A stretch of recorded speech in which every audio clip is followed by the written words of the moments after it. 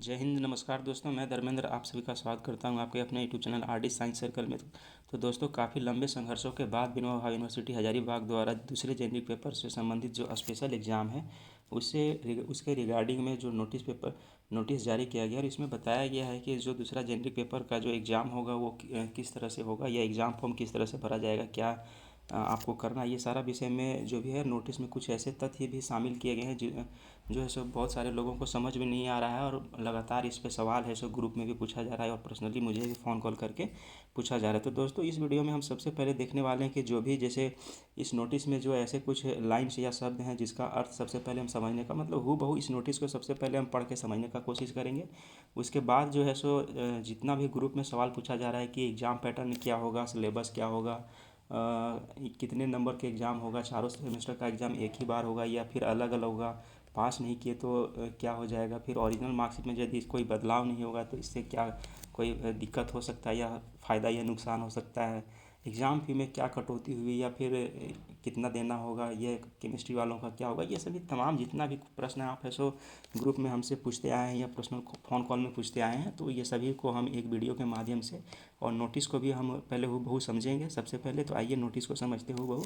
लेकिन वीडियो को शुरुआत करने से पहले यदि आप इस चैनल पर नए हैं तो चैनल को सब्सक्राइब कर ले, और यदि पूरे आप छात्र नए हैं तो डिस्क्रिप्शन में आपको है सो टेलीग्राम चैनल का लिंक दिया गया है, उस चैनल से आप अभी ही जुड़ जाएँ। वहाँ पे उस चैनल पे आपको आने वाले एग्ज़ाम के लिए जेनरिक पेपर के सभी विषयों का जो है सो सिलेबस उपलब्ध करवा दिया जाएगा सबसे पहले, और समय समय पर जो भी जानकारी होगा उसी ग्रुप पे दिया जाता है। वहाँ लगभग 1200 से ऊपर छात्र जुड़े हुए हैं और व्हाट्सएप पे भी दो ग्रुप में लगभग 2000 छात्र जुड़े हुए हैं। तो आप है सो टेलीग्राम लिंक से इस ग्रुप में जुड़ सकते हैं, जहाँ पे आपको है सो जेनरिक सब्जेक्ट का जो सिलेबस है सो समय पे उपलब्ध करवा दिया जाएगा। तो देर ना करते हुए आइए हम लोग वीडियो सबसे पहले क्या करते हैं, नोटिस को समझने का कोशिश करते हैं।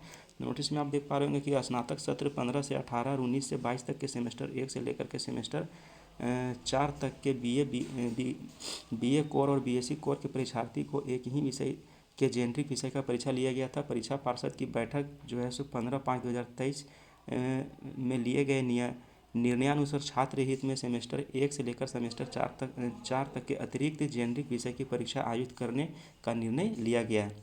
और इस परीक्षा में इच्छुक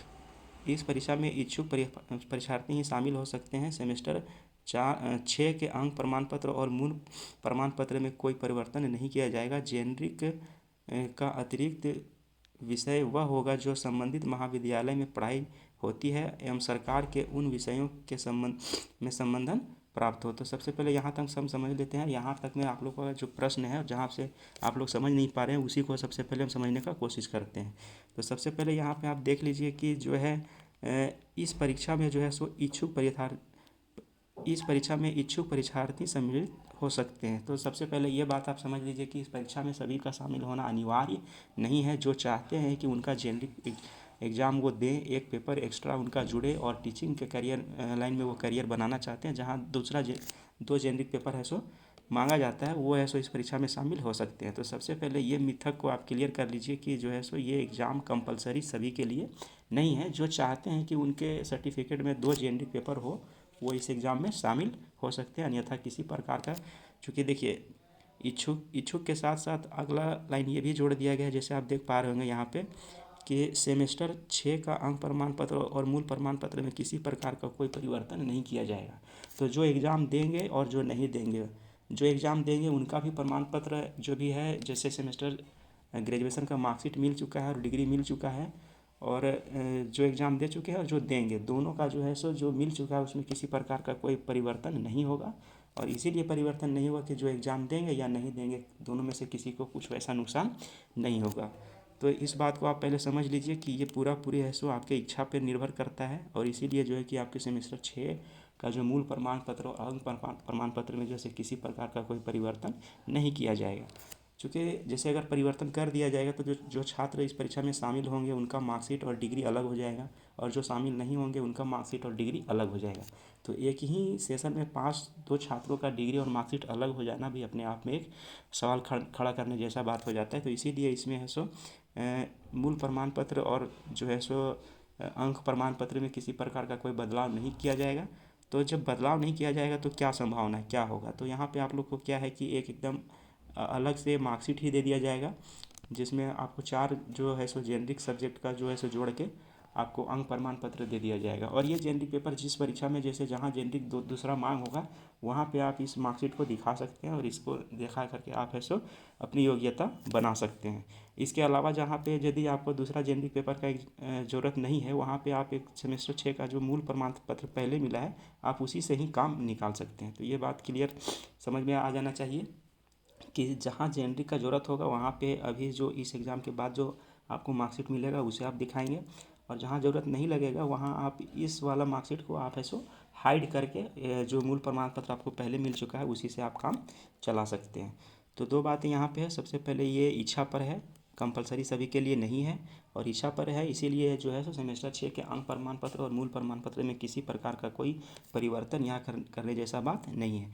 अगला प्रश्न आप लोग के मन में है कि जो है सो ये लाइन क्या बताया जा रहा है, ये लाइन तो यहाँ पे देख लीजिए, इसीलिए है यहाँ पे आप जो अतिरिक्त जेनरिक पेपर का चयन करेंगे उस पेपर का जो है सो झारखंड सरकार से संबंधन प्राप्त होना चाहिए, और जिस महाविद्यालय में जो जेनरिक का चयन करेंगे उस महाविद्यालय में उस जेनरिक पेपर का फैकल्टी होना चाहिए। बस इतना ही बात लिखा हुआ है कि उस महाविद्यालय में उसका फैकल्टी होना चाहिए बतौर ऑनर्स या किसी भी तरीके से उस महाविद्यालय में उस सब्जेक्ट की पढ़ाई होनी चाहिए। ऐसा नहीं कि आप जिस जेनरिक पेपर का चयन करते हैं उस जेनरिक पेपर का पढ़ाई उस महाविद्यालय में होता ही नहीं है या झारखंड सरकार द्वारा उसका संबंधन ही प्राप्त नहीं है। तो ऐसा कोई भी आपको कोई दिक्कत आने वाला नहीं है, इस लाइन से आप घबराइए नहीं। लगभग सभी कॉलेजेज में जो भी मेन सब्जेक्ट होते हैं वो सभी पढ़ाई होते ही हैं और आपको अवश्य रूप से मिलेगा ही, इसमें कोई हतोत्साहित होने का कोई बात नहीं है। हम आगे आपको इसमें देख के बता रहे हैं, जैसे यहाँ है कि परीक्षा प्रपत्र यहाँ पे देख पा रहे होंगे कि परीक्षा प्रपत्र भरने से पहले अपने महाविद्यालय से संपर्क स्थापित कर जेनरिक विषय का चयन कर लें, तदुपरांत ही परीक्षा प्रपत्र में भरने की प्रक्रिया प्रारंभ करेंगे। अतिरिक्त परीक्षा में सम्मिलित आंतरिक परीक्षा में सम्मिलित होना अनिवार्य होगा। यहाँ पे ये बातें एकदम इम्पॉर्टेंट है जो आपका ये वाला लाइन को भी सेटिस्फाई कर देगा। यहाँ पे देखिए कि आप परीक्षा फॉर्म भरने से पहले एक बार किसी भी आप जैसे आमने सामने है तो कॉलेज जाकर पता कर लीजिए, और आप सामने नहीं तो किसी को भेज के पता करवाइए, किसी तरीके से कॉलेज से पता करवाइए कि आप जो जेनरिक पेपर लेना चाहते हैं वो जेनरिक पेपर आप ले सकते हैं या नहीं ले सकते हैं। जैसे कई ऐसे जेनरिक पेपर हैं जिनको आप ऐसो सेलेक्ट नहीं कर सकते हैं, वो है सो करिकुलम जो जब आप पास करते हैं, जैसे ग्रेजुएशन जब आप पास करते हैं तो उस समय का करिकुलम यानी पाठ्यक्रम जिस प्रकार का होता है उसी के अनुसार आप जेनरिक सब्जेक्ट का चयन कर सकते हैं। इस बात को ऐसे समझिए जैसे आप 2018 में मान के चलिए जेनरिक ये ग्रेजुएशन पास किए हैं तो उस समय ऑनर्स के साथ जो है सो जेनरिक के चयन करने का क्या क्राइटेरिया था उसको आपको फुलफिल करते हुए ही चयन करना पड़ेगा। तो इस बात को आप समझिए, और परीक्षा फॉर्म भरने से पहले आप एक बार कॉलेज जाकर इस बात को ज़रूर पता कर लीजिए कि आप अपने ऑनर्स पेपर के साथ जो भी आप चयन करना चाहते हैं अपना कॉम्बिनेशन के अनुसार से उस पेपर का चयन कर सकते हैं या नहीं, क्या उसमें कोई बाधाएं ऐसी हैं जो आगे चल के एग्ज़ाम के समय में आपको दिक्कत कर सकती है। तो वहाँ से आपको डिपार्टमेंटल ये बात पूरा बता दिया जाएगा। तो ये जो था सो नोटिस को हम पूरा है सो क्लियर कर दिए हैं। उसके बाद जैसे देखिए कि परीक्षा फॉर्म भरने का तिथि जो है सो 6/7 से लेकर के 26/7 तक है। इस तिथि के अंदर जो है सो 6 से और 26 जुलाई के अंदर आप परीक्षा फॉर्म को एकदम निश्चित रूप से भर लीजिए। लेकिन परीक्षा फॉर्म भरने से पहले आप एक बार कॉलेज जा कर के ऐसा सारा डिटेल को अपने पास रख लीजिए या जान लीजिए। उसके बाद जो है सो इस डेट के अंदर जो है सो आप परीक्षा फॉर्म भर लीजिए। यदि आप नहीं भरते हैं तो इसके अतिरिक्त जो 27 तारीख से है सो प्रत्येक दिन 100 रुपया करके अतिरिक्त आपको शुल्क लगने लगेगा। यदि आप 26 तारीख तक परीक्षा फॉर्म नहीं भरते हैं तो 27 से प्रत्येक दिन करके 100 रुपया परीक्षा फॉर्म लगेगा। इसमें क्या हो सकता है कि एक सप्ताह के लिए में भी ऐसा हो सकता है कि एक सप्ताह के लिए परीक्षा फॉर्म भरने की तिथि बढ़ाई जा सकती है, क्योंकि काफ़ी ऐसे छात्र हैं और अभी भी जानकारी का अभाव छात्रों के बीच है कि पता ही नहीं है किसी को कि ऐसा है सो जेनरिक का कोई एग्ज़ाम हो भी रहा है। तो सबसे पहले इसीलिए हम आप लोग को बार बार रिक्वेस्ट करते हैं कि वीडियो को अधिक लोगों तक शेयर कर दीजिए, ताकि जो छात्र जेनरिक की परीक्षा में शामिल होना चाहते हैं वो कम से कम छूटें नहीं और वो भी इस परीक्षा में शामिल हो सके। और वीडियो लेट से बनाने का मेरा एक ही मकसद था कि चूँकि इसमें जो है परीक्षा शुल्क में कुछ ना कुछ हमको पता था कि संशोधन इसमें हम लोग को करवाना ही है, चूँकि ये गलती यूनिवर्सिटी का था। यूनिवर्सिटी का गलती में हम लोग का क्या गलती है जो हम लोग 650 रुपये परीक्षा शुल्क भरेंगे।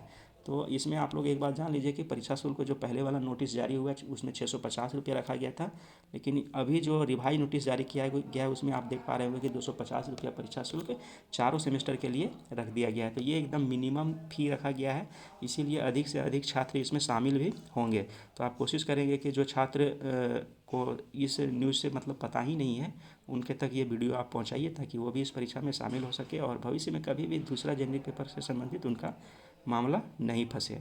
अब जैसे ऑनलाइन करने से संबंधित आप देख सकते हैं यहाँ पे है प्रश्न कि कैसे ऑनलाइन करेंगे। यदि आप खुद से ऑनलाइन करना चाहते हैं तो विनोबा भावे के लिंक पे जाके वीवीयू के जो ऑफिशियल लिंक है वहाँ पे जाके आप ऐसो, ये है वीवीयू का लिंक कि www.vvuuniversity.in या www.vvu.ac.in पे जा करके आप ऐसे, यदि आप पहली बार ऑनलाइन रजिस्टर कर रहे हैं तो ऑनलाइन रजिस्टर न्यू यूज़र पे क्लिक करके आप फॉर्म भरने का प्रक्रिया यहाँ से आप पूरा पढ़ के आप कर सकते हैं। ये है पूरा प्रक्रिया है। और नहीं तो आप कैफ़े से यदि भरवाते तो कैफ़े वाले लोगों को पूरा ये बात पता होता है कि वीवीओ का फॉर्म कैसे फिल किया जाता है, वो आपका फिल एकदम निश्चित रूप से आसानी से कर देंगे। लेकिन आप खुद से यदि करना चाहते हैं तो आप इसको कर लेंगे। और यदि आप ये चाहते हैं जैसे फॉर्म खुल जाएगा तो हम ये भी कोशिश करेंगे कि फॉर्म कैसे स्टेप बाय स्टेप भरना है उस पर भी एक वीडियो हम आपके देने का कोशिश करेंगे जो एकदम पूरा डिटेल होगा। अब ये जो था कि नोटिस में जो जितना बातें लिखी गई थी ये सारा नोटिस में था। और यहाँ पे आप देख लीजिए कि आपके जितने भी जहाँ सारे कॉलेज को ये है सो नोटिस सेंड कर दिया गया है, और इसीलिए आप जाइएगा डिपार्टमेंट में तो आपको तुरंत है सो उचित जानकारी दे दिया जाएगा। तो ये नोटिस से संबंधित जितना भी सवाल था इसका जवाब था। इसके अलावे जो आप ग्रुप में लगातार जो है सो प्रश्न पूछे जा रहे हैं कि एग्ज़ाम पैटर्न क्या होगा, सिलेबस क्या होगा, उस पर आइए हम लोग एक बार बात कर लेते हो। तो एग्ज़ाम पैटर्न जो है तो संभावना है कि 2 दिन में इसका एग्ज़ाम ख़त्म हो जाए।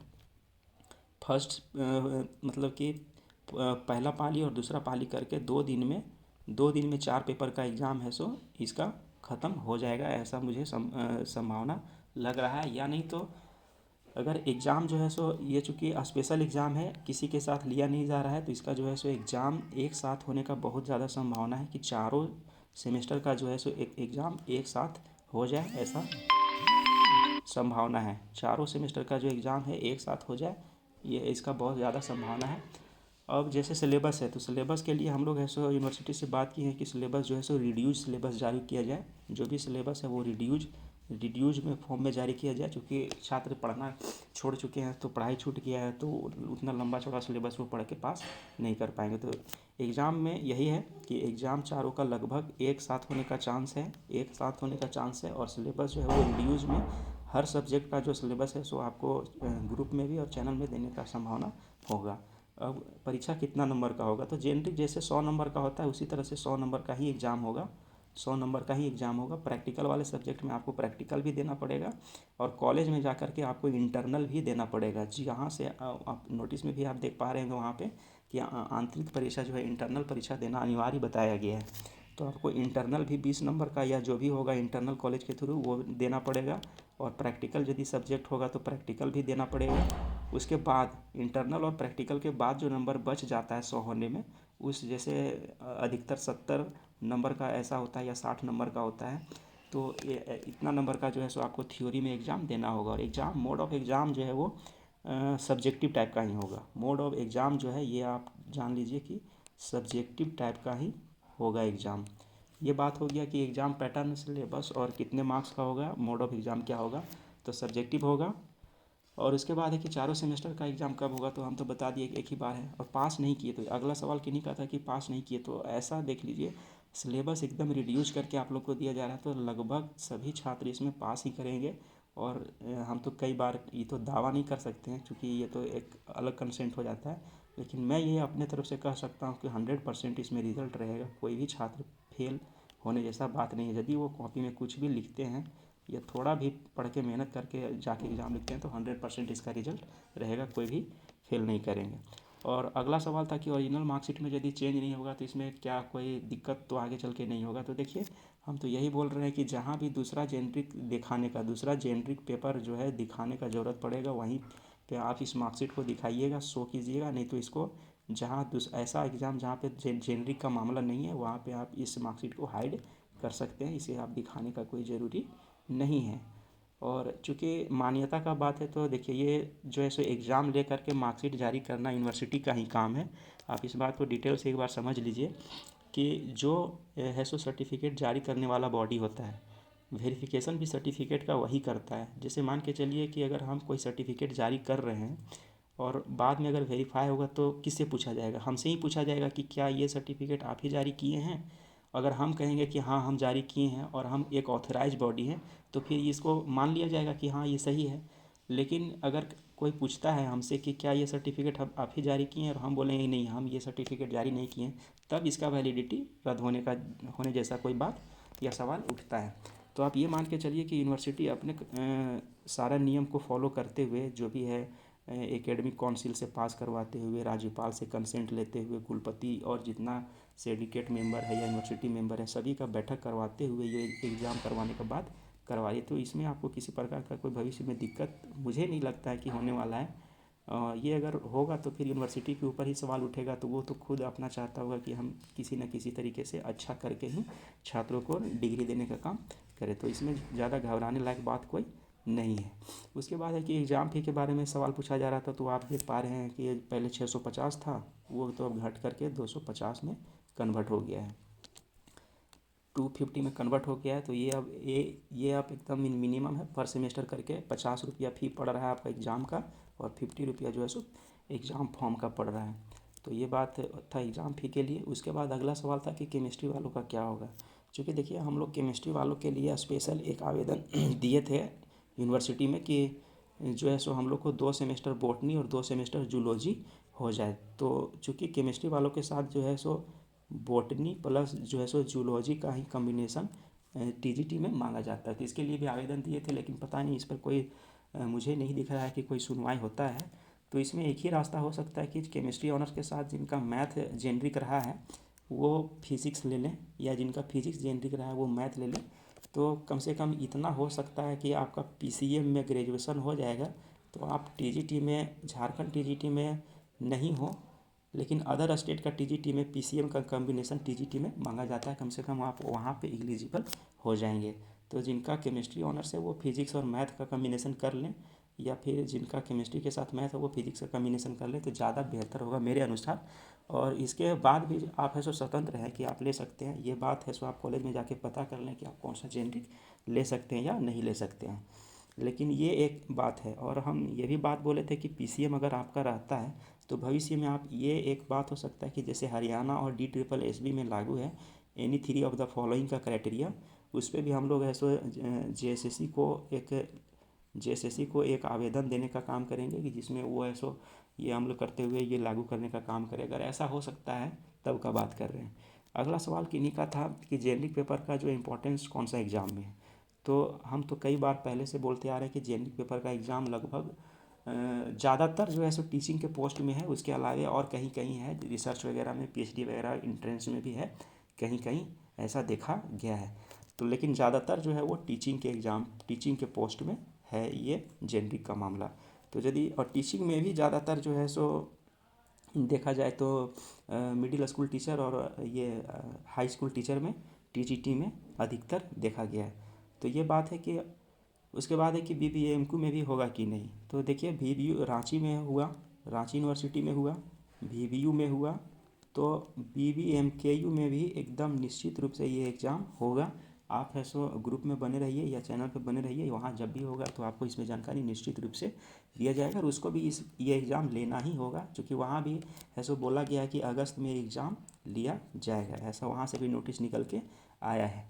उसके बाद है कि 4 सेमेस्टर में बीबीयू, जैसे बहुत लोगों का ऐसा है कि जब यूनिवर्सिटी चेंज हुआ था तो 4 सेमेस्टर बीबीयू का रहा है और 2 सेमेस्टर बीबीएमकेयू का हो गया है, 2 सेमेस्टर बीबीएमकेयू का। तो अभी जो स्पेशल एग्ज़ाम हो रहा है उनके लिए क्या होगा, वो एग्ज़ाम बीबीयू से देंगे या बीबीएमकेयू से देंगे, ये एक सवाल उनके लिए बहुत बड़ा सवाल है। और इसका जवाब है सो लगातार हम भी ढूंढने का कोशिश कर रहे हैं। लेकिन जहाँ तक मुझे लग रहा है कि अंतिम यूनिवर्सिटी जहाँ आपका रहा है, अंतिम यूनिवर्सिटी जहाँ आपका रहा है, जहाँ से आपको डिग्री मिला है, आप अभी का एग्ज़ाम आप वहीं से दीजिएगा, ऐसा मेरा मानना है। लेकिन आप एक बार ये ज़रूर कोशिश करेंगे कि जहाँ से आप यूजी यानी ग्रेजुएशन पास किए हैं उस कॉलेज से जा करके इस विषय पे एक बार आप ज़रूर जानकारी लें। चूँकि अगर आप जानकारी अभी नहीं लेते हैं और हवा में रह जाते हैं तो पता नहीं आपका एग्ज़ाम यहाँ से हो जाए या वहाँ से हो जाए। तो इसलिए आप एक बार ज़रूर कोशिश कीजिए कि आप अपने कॉलेज को विजिट कीजिए, एक बार कॉलेज को विजिट कीजिए और ये इस विषय में जानकारी आप जुटा लीजिए कि आपका जो एग्ज़ाम अभी जेनरिक वाला होने वाला है वो वीवीयू से होगा या बीबीएमकेयू से होगा। और तमाम ऐसे और सवाल कई थे। अगर इतना सारे सवालों के बाद भी आपके मन में कोई और डाउट या सवाल या प्रश्न रह जाता है तो आप कमेंट सेक्शन में आके ऐसे निश्चित रूप से पूछ सकते हैं। वहाँ पे आपको ऐसे सभी सवालों का जवाब दे दिया जाएगा। कमेंट सेक्शन में जब जवाब दिया जाएगा तो कई ऐसे भी छात्र होंगे जिनको सेम प्रॉब्लम होगा, तो वो कमेंट सेक्शन में आके देख सकते हैं और वो अपने क्वेश्चन का आंसर वहाँ से ले सकते हो। तो आप नेक्स्ट अगर आपके मन में कोई किसी प्रकार का सवाल रहता है तो कमेंट सेक्शन में ज़रूर पूछिएगा, वहाँ पे आपको जवाब दिया जाएगा। वीडियो को अंत तक देखने के लिए धन्यवाद। इसी तरह चैनल में बने रहें और वीडियो को शेयर ज़रूर कर दें। ये बात हम आपको बता रहे हैं कि चूँकि ये एग्ज़ाम से रिलेटेड बात है, सभी को अगर पता चलेगा तो अधिकतर लोग इसमें शामिल हो सकेंगे और उनका जो है सो डिग्री वैलिड हो सकेगा या वो भविष्य में कभी टीचिंग के पोस्ट पे आ सकेंगे। इसीलिए इस वीडियो को शेयर कीजिए। चूँकि फ़ी भी है सो अब एकदम रिड्यूस हो गया है तो लगभग स्टूडेंट इसमें शामिल हों, ऐसा सभी को मानना चाहिए और वीडियो को शेयर कीजिए। धन्यवाद।